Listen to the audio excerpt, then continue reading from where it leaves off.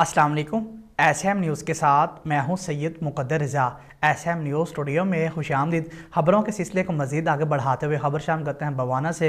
बवाना में revenue board of Punjab की हदायत पर रेवन्यू से मुतल्लिक़ शहरियों के मसाइल सुने और इनके फौरी हल के लिए असिस्टेंट कमिश्नर ऑफिस में दूसरे रोज़ भी रेवन्यू अवामी खिदमत सर्विस का इनेकाद किया गया है कि जिसमें खसूसी शिरकत additional deputy commissioner Chiniot Mohammad Khalid ने की।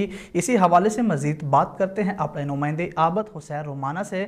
जी आबिद हुसैन, बताइएगा क्या तफसीलात हैं आपके पास?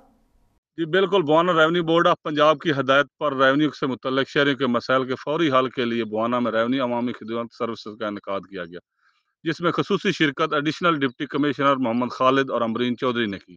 इनके अलावा तहसीलदारान, patwari, qanungo, land record, revenue अफसरान ने और सैलेन की कसीर तादाद ने शिरकत की, जिन्होंने अपनी दरखास्तें मुतलका अफसरान को पेश की।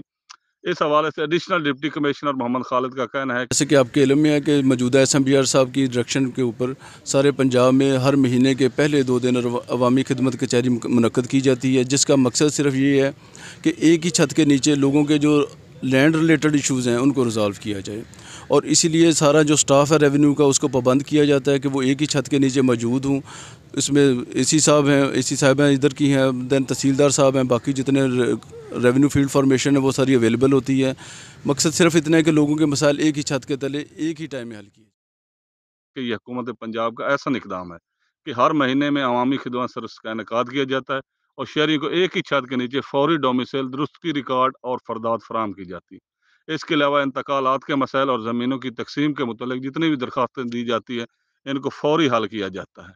जी बहुत शुक्रिया आबिद हुसैन रोमाना तफसीलात से आगाह करने के लिए। अब तक के लिए इतना ही। मज़ीद ख़बरों के लिए देखते रहिए SM न्यूज़।